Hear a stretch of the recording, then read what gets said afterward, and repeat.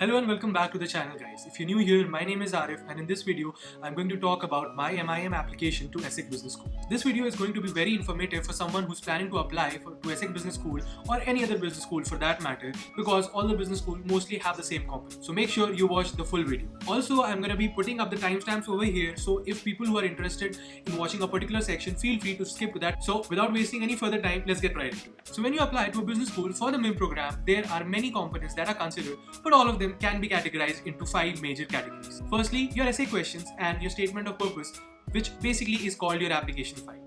Secondly, your management test score plus your English test score. Third, your academics. Fourth, your extracurricular activities. Fifth, your work experience. So let's start with the first category, your essay questions and your statement of purpose. Your statement of purpose is your main essay. This is the essay with which you will convince the admissions committee as to why you are a good fit for their school and why that school is a good fit for your journey. Use this essay very wisely. So there are some pointers that you should keep in mind when it comes to the statement of purpose. Try to make it as genuine as possible without sounding as if you are the best of the best. Simply don't brag. Most of the schools have articles up on their website as to what they are looking for in the candidate. Be sure that you are thorough with the school's website. Try to find out articles where the admissions committee have mentioned as to what they are looking for in a candidate. Highlight your best feature. You are as unique as any individual out there, so don't try to copy any sample application that you find online just because they claim that they got in through this SOP. Even though it is one of the most cheesiest phrase out there, be yourself. Explain your experience, your uniqueness, and how that uniqueness will contribute to the student body at the business school. Lastly, keep it short, keep it precise.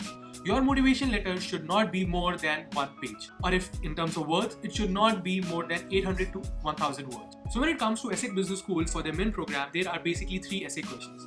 First is the main motivation letter, the statement of purpose that we just talked about. The rest 2 are considered as additional questions. The first one is, what matters most to you and why?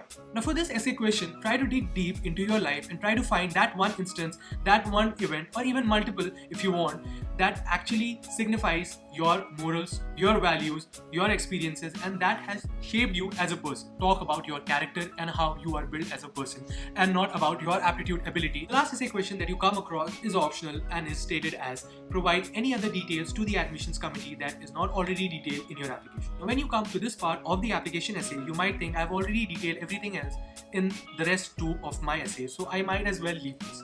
No, don't do that mistake. Use this essay question as well.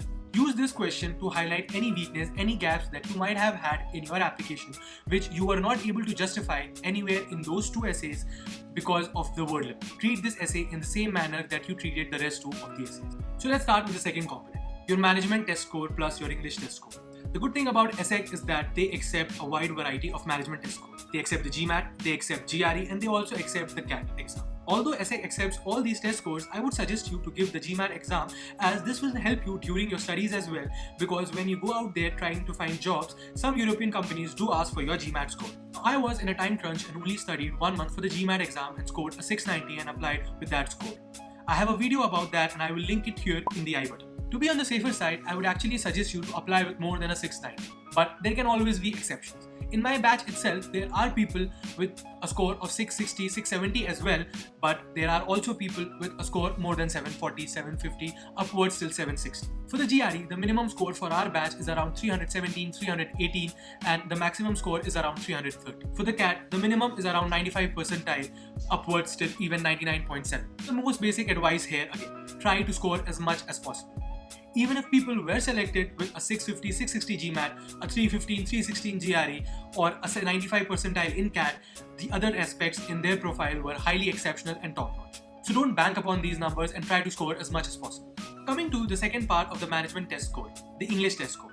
What many of us don't check is that many business schools have a waiver which basically states that if you are coming from a native English-speaking country, or if you are coming from an institution which is basically categorized as an English-speaking institution, then you are exempted from the English test score.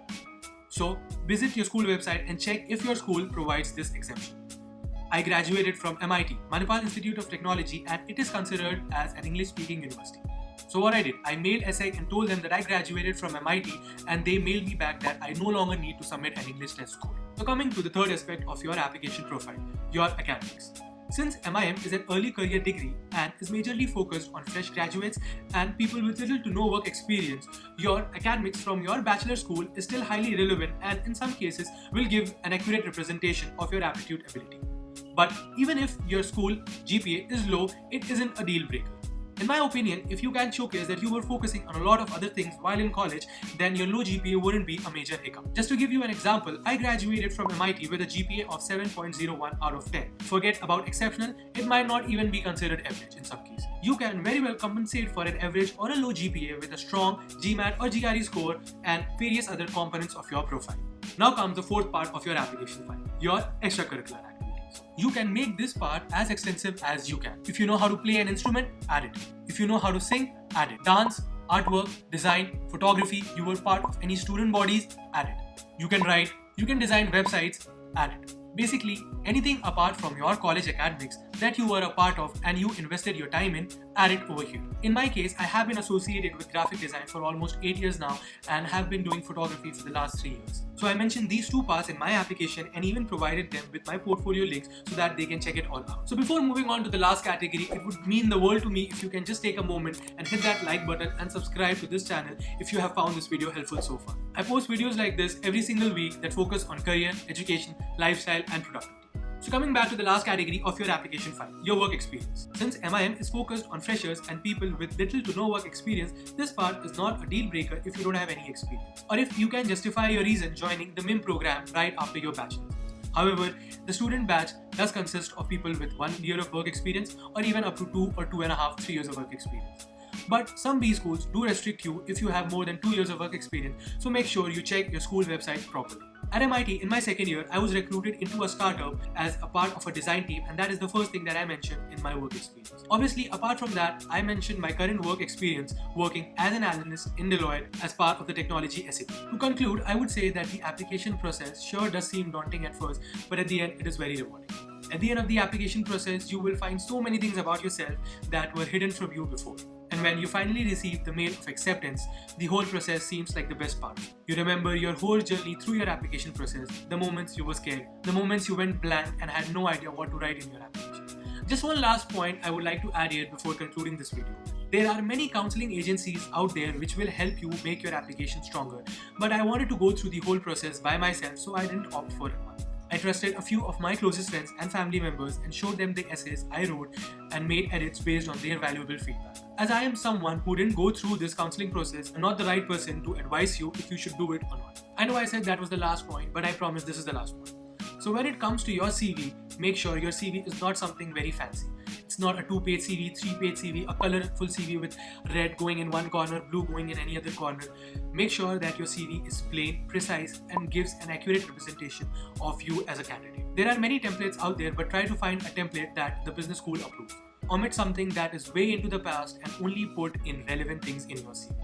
Thank you so much to everyone who's watching. I hope I was able to bring some value to people who are looking to apply for the MIM program starting this October 2020.